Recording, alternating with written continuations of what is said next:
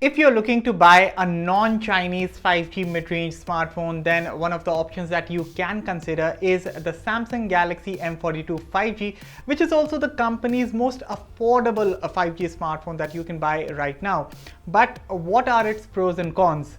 Let's review the Samsung Galaxy M42 5G. Hello everyone, Aman here for Mr. Phone, and before we begin, like this video, hit that red subscribe button and press the bell icon so that you don't miss any of our latest videos.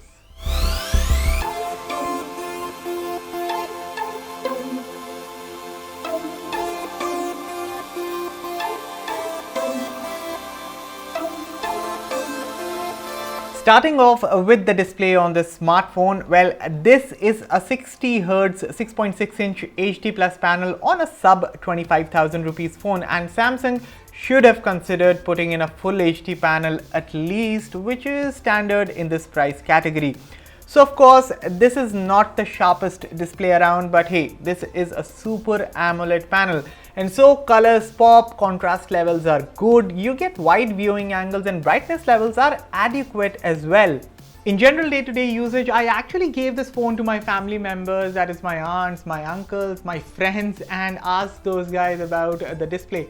And trust me that none of them could make out that this here is an HD Plus panel and not a full HD panel. In a nutshell, things look good and satisfactory on the M42's Super AMOLED panel, but yes, a full HD panel would have made the deal sweeter.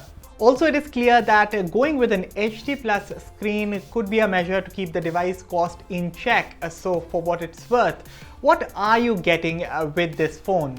The Galaxy M42 5G is powered by the tried and tested Snapdragon 750G SoC, which is coupled with either 6GB or 8GB RAM with 128GB of onboard storage, standard on both. I'll talk about the performance in a bit. The good part is that this phone comes with a hybrid SIM slot, which allows expanding the storage to up to 1TB if the need be. Additionally, this phone also features the beloved 3.5mm headphone jack. This is also the first Galaxy M series phone to feature an optical in-display fingerprint sensor, which is reasonably fast and accurate.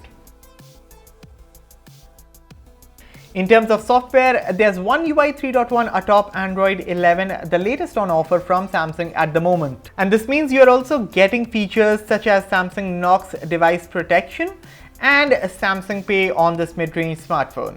And One UI has been pretty good on the Galaxy M42. Now, I haven't seen ads or spam notifications on the device, which is good, but I do wish the bloatware could have been kept under check. And yes, these apps can be uninstalled, not a big deal, it doesn't take much time, but why the extra step? Overall, One UI is my favorite and one of the polished custom skins you can find on a smartphone today. Instead, this new version comes with a Google Discover page, then other significant features such as a system-wide dark mode, secure folder, dual messenger, etc. make One UI an easy recommendation. Now, in terms of design and build, this device is 8.6mm thick and weighs 193 grams, but because of the curved back, it feels very slim. Actually, for a device that weighs upwards of 190 grams, the Galaxy M42 feels pretty light and handy.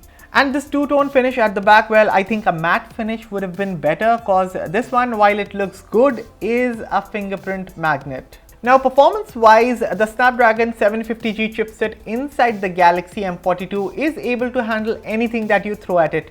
Playing Asphalt 9 and Call of Duty Mobile wasn't a problem, and I was able to play these games with minimal stutters and frame drops. As a matter of fact, Call of Duty is playable at maximum frame rates along with high graphics settings. In terms of RAM management, my unit comes with 6GB of RAM, and I would say you can expect this particular variant to hold about 8 apps in the background, including heavy ones such as games or social apps or Chrome, etc. Apart from this, the display has support for Widevine L1, so watching HD stuff on YouTube or Netflix shouldn't be an issue, although the audio output on the smartphone is just fine, courtesy of a single bottom firing speaker. So of course, it isn't as rich as a stereo setup, but it gets reasonably loud. Here's a sample.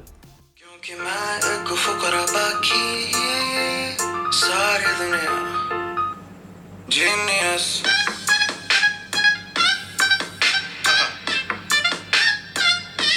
Genius.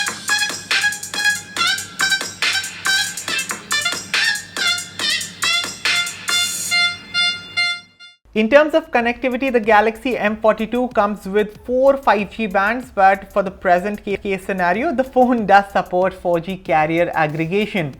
Here's a quick 4G speed test. And now here's a quick Wi-Fi speed test. In terms of battery, there's a 5000 mAh cell that comes bundled with a 15-watt charger in the box.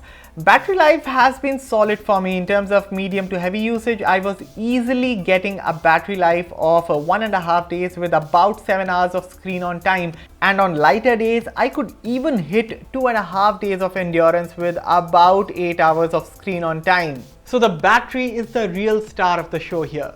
But yeah, the next step should be that the company starts providing a faster charger in the box, because the current 15-watt brick usually takes about 2 hours to fully top up. Okay, in terms of optics, there's a quad rear camera setup featuring a 48 megapixel main lens, an 8 megapixel ultra-wide lens, and a couple of 5 megapixel macro and depth sensors. On the front, there's a 20 megapixel snapper for selfies. The main lens is able to capture shots with good color reproduction, good details, and excellent dynamic range considering the phone's price. Even with photos taken indoors, the Galaxy M42 did a fairly decent job. But the ultra-wide lens, while the colors and exposure turned out well, don't expect it to match the details like the primary shooter. In terms of capturing human subjects, while the overall output turned out pretty decent, I did notice a slight reddish hue in my skin tone in some of the photos, but otherwise shots taken outdoors or indoors, or selfies for that matter, looked good. Macro shots were also satisfactory, but I still feel that the Redmi Note 10 Pro Max is the gold standard when it comes to macro shots around this price category. As for the photos taken at night or dim lighting, the camera performed fairly well. Expect photos that come with decent details, fine contrast, and little to no noise in the output. Now on to the video recording, and the only gripe I have in this 4K 30 FPS sample is stabilization, because otherwise the output looks pretty decent when it comes to colors or pans, but stabilization is totally off. However, the 1080p 30fps video sample shows a ton of improvement when it comes to stabilization. Not only do the colors and movements look good, but for a sub 25,000 rupees phone, I found minimal shakes while recording, which is very good in my books. There's also a super steady mode which uses the ultra wide camera for recording stable footage, and while the videos do turn out pretty stable, I would still suggest stick to the 1080p 30fps video since the quality is far better in comparison. And now here's a selfie video sample.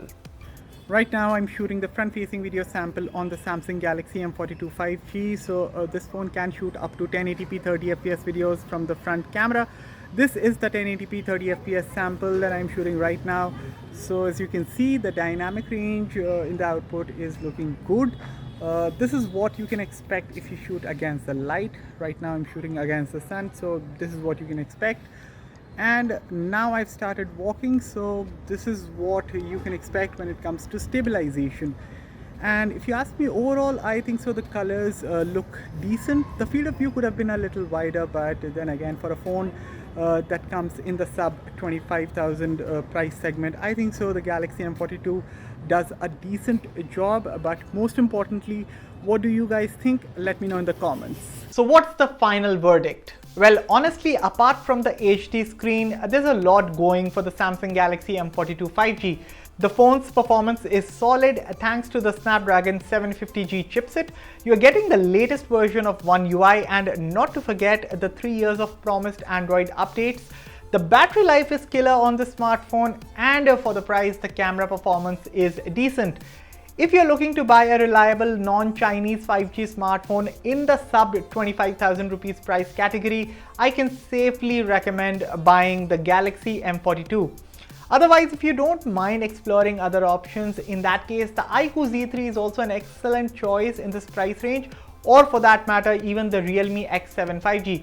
And yeah, the Nord CE is also an option if you're a fan of Oxygen OS. So that was my review of the Samsung Galaxy M42 5G. So guys, what do you think about the smartphone? Let me know everything in the comments below. As always, for all the latest in tech, stay tuned to Mr. Phone. I'll see you guys in the next one. Thank you for watching.